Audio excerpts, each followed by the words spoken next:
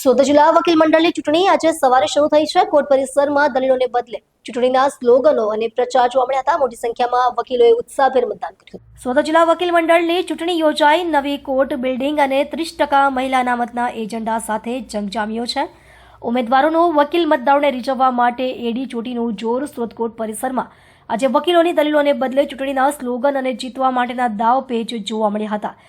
સુરત જિલ્લા વકીલ મંડળની આગેવાની મેળવવા માટે મેદાને ઉતરેલા 46 ઉમેદવારો પૈકી 6 હોદ્દેદારો અને 11 કારોબારી મળીને કુલ 17 વકીલોના મંડળનું ભાવિ નક્કી કરવા માટે વહેલી સવારથી મતદાન શરૂ થયું હતું। કોર્ટના પરિસરમાં ઉમેદવારો હાથમાં પેમ્પલેટ લઈને વકીલ મતદારોને રીઝવવા માટે એડી ચોટીનું જોર લગાવતા નજરે પડ્યા હતા। मैं केपी असरावाला सूरत जिला वकील मंडल का मुख्य चुनावी अधिकारी हूँ।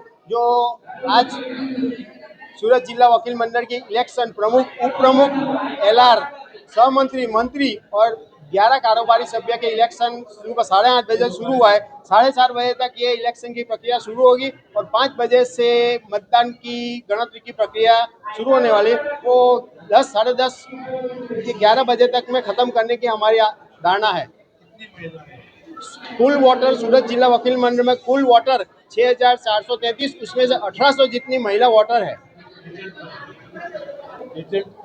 रिजल्ट करीबन 5 बजे के बाद मतदान प्रक्रिया शुरू होने के बाद 10:30, 11 बजे तक रिजल्ट डिक्लेयर कर देंगे।